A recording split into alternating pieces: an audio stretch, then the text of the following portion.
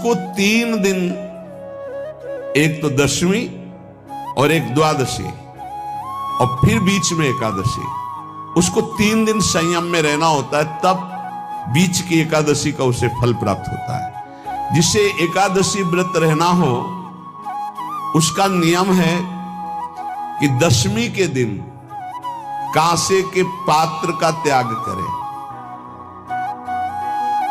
वैष्णव सिद्धांत है कि कभी जिसमें मांस बना उस रसोई का भोजन न ग्रहण करे।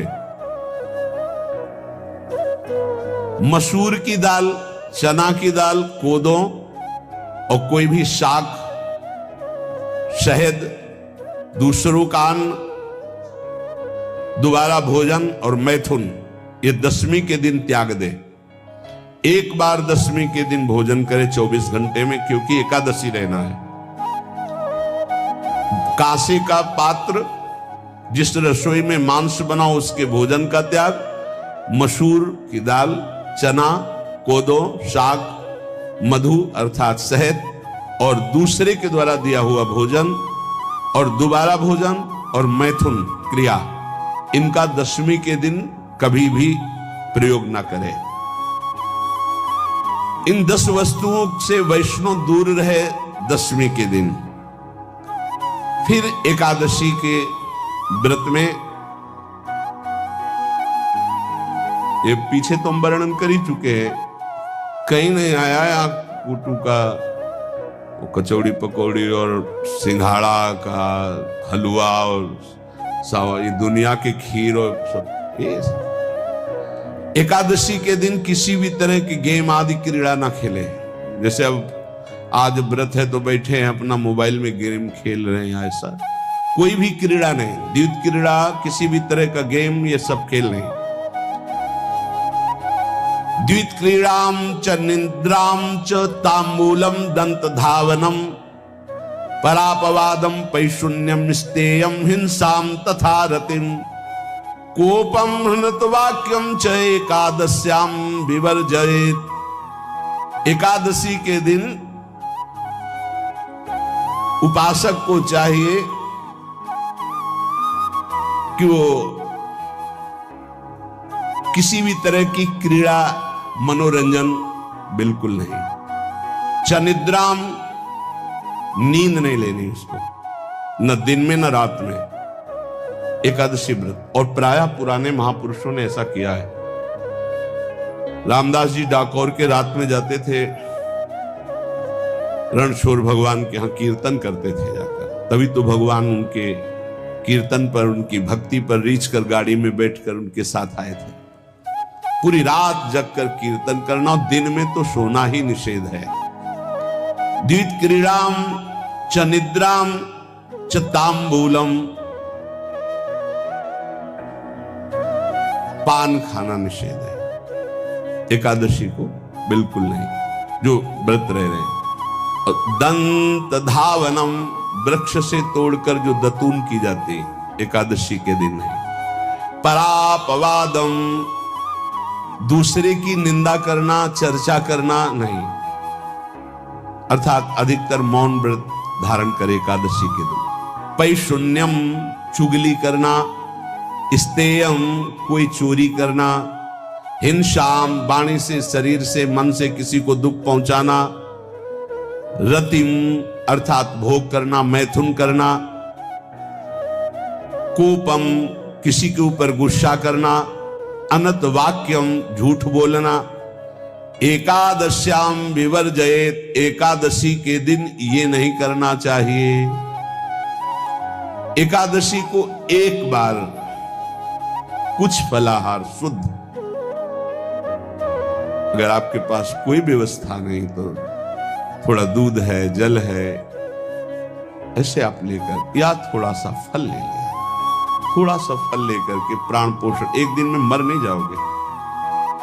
कितने तो निर्जला एकादशी रहते हैं, हर एकादशी निर्जला। पूज्य श्री मथुरा दास जी निर्जला ही रहते थे हर एकादशी। चलो भैया, आपकी सामर्थ्य नहीं तो जल 2-4 बार ले लो, एक बार थोड़ा सा दूध और फल ले लो, चल जाएगा काम, प्राणों का पोषण हो जाएगा। ये आचरण न करे, एक बार कुछ आहार ले ले, वो भी शुद्ध भगवद अर्पित प्रसाद। फिर द्वादशी को काश्यम मांसम सुराम छौद्रम तैलम वितथ भाषणम व्यायामम च प्रवासम च पुनर्भोजन मैथुने अस्पृश्य स्पर्श मासूरे द्वादश्याम द्वादश त्यजेत। कांस के पात्र में द्वादशी को भी भोजन न पावे, जिस रसोई में मांस बनाओ उसमें आहार न ले, किसी भी तरह का नशा द्वादशी को न करे, शहद न पाए, तेल के बने पदार्थ न पाए, मिथ्या भाषण न करे और बहुत शरीर का व्यायाम न करे, बहुत थकावट वाले कार्य न करे, शरीर का व्यायाम न करे, बहुत थकावट वाले कार्य न करे, दोबारा भोजन न करे, एक बार द्वादशी को भी भोजन पवित्र, मैथुन न करे, जिसका स्पर्श नहीं किया जाता है ऐसे पदार्थों का स्पर्श न करे और मसूर की दाल न खाए। द्वादशी को जो इन नियमों का पालन करता है, दशमी द्वादशी ऐसे और एकादशी ऐसे, तब उसे एकादशी व्रत का फल प्राप्त होता है। जो इस पद्धति से एकादशी, ये जो मनमानी है सब नहीं, हर पदार्थ मिल जाएगा आपको फलाहार में, हर पदार्थ हमको बताया गया कि आपको जो चाहो सब पदार्थ फलाहार का। अरे भाई, हरितोष व्रत है तो हरि प्रसन्नता के लिए एक दिन भूखे रहने बहुत आनंद आता है। पहले भगवत कृपा से ऐसी गंगा जल पी करके कुछ दिन, फिर कभी कभी निर्जला एकादशी का भी आनंद। बड़े संन्यास मार्ग में थे तो बड़े संयम से सब शास्त्रीय पद्धतियों का निर्वाह होता था। उपासक को चाहिए कि इन नियमों से व्रत का अनुष्ठान करे, मनमानी आचरण न करे। सबसे प्रार्थना जो एकादशी रहते हो, हरितोष व्रत इसे कहते हैं, भगवान की प्रसन्नता के लिए रहा जाता है, रहना चाहिए। जो अपनी आचार्य परंपरा में है, जैसे जिनका सिद्धांत है, पर रहने का सिद्धांत ये श्री सनत कुमार जी वर्णन, श्री सनक जी महाराज, ये सनत कुमार जी वर्णन की। सनक जी महाराज कह रहे हैं, यदि भगवान का आश्रय नहीं, सत्संग नहीं है, तो इन चार में से एक हो तो नाश कर देता, फिर चारों हो तो सर्वनाश हो जाता है। यौवनम धन संपत्ति प्रभुत्व अविवेकता एकैपमप्यनर्थाय किमु यत्र चतुष्टयम। यदि सत्संग नहीं है, यदि भगवद आश्रय नहीं है, खूब धन हो, जवान अवस्था हो, बढ़िया पद मिला हो, प्रभुत्व चलता हो और अज्ञान हो, फिर क्या कह रहा है?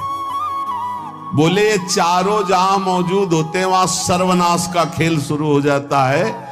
अगर इनमें से एक हो तो सर्वनाश करने में पर्याप्त है, और अगर चारों हो तो फिर क्या कहना है? यौवनम, जवान हो, धन संपत्ति, खूब रुपया पैसा हो, प्रभुत्व, कोई पद हो, कोई अधिकार हो बड़ा, फिर अविवेकता और अज्ञानी हो, तो बोले एक नाश कर देगा, फिर चारों तो नाश ही कर देंगे।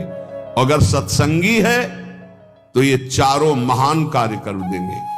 क्या यौवनम, जवान है, खूब दूसरों की सेवा, मेहनत पूर्वक धन संपत्ति कमाकर माता पिता की सेवा, परिवार की सेवा।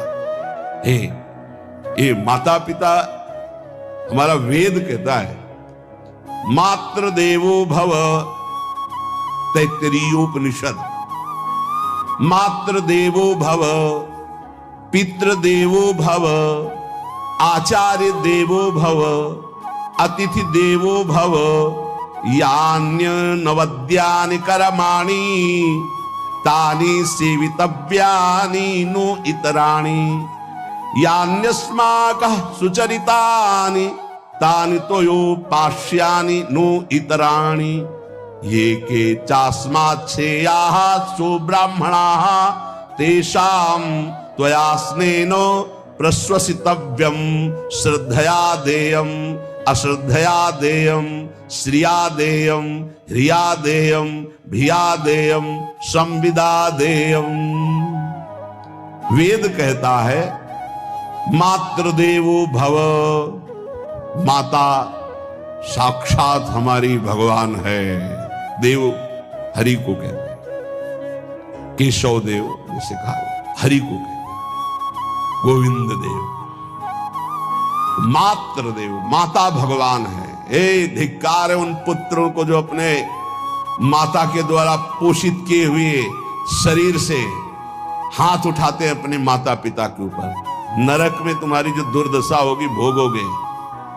एक हमको दिखाया गया दृश्य कि अपनी माता की कोख में लात मारता है, थप्पड़ मारता है, पिता बैठा है उसको लात मारता है, थप्पड़ मारता है, बाल घसीट कर गेट तक माता को ले जाता है। अब इनकी जो दुर्दशा होगी ये बोल नहीं पाएंगे, बता नहीं पाएंगे। ऐसी जगह मारा जाता है कि बस तलखते रहो, कुछ कह नहीं सकते। घोर नरकों की प्राप्ति होती। वेद कहता, तैत्तिरीय उपनिषद, मात्र देवो भव, ध्यान से सुन लो, सत्संग है, ये माता साक्षात भगवान है। अगर तुमने मारा वाह भर करके इसके आंसू गिरे, जितने आंसुओं की बूंद से भूमि के कण भींजेंगे उतने कल्प तक नरक भोगोगे। ध्यान रखना, तुम्हारा कभी यश, कभी कीर्ति, कभी श्री, कभी हिरी, ये कभी तुम्हारे उदय नहीं हो सकती। तुम्हारा सर्वनाश हो जाएगा अगर मां पे हाथ उठाया। पितृदेवो भव, पिता साक्षात भगवान है। देखो भगवान अवतरित हुए तो प्रात काल उठी कै रघुनाथा, मातु पिता गुरु नावहि माथा। आचार्य देवो भव, माता साक्षात भगवान है, पिता साक्षात भगवान है, आचार्य गुरुदेव साक्षात भगवान है। जो अपनी माता को, अपने पिता को दुख देता है, अपने गुरुदेव की अवहेलना करता है, उसका कभी मंगल हो सकता है? वो कभी सुख प्राप्त कर सकता है? वेद कहता है जो निर्दोष कर्म करते हुए धन कमाकर, कैसा कर्म? निर्दोष कर्म करते हुए धन कमाता है और उस धन से अपने बूढ़े माता पिता और गुरुजनों की सेवा करते, जीवन धन्य है।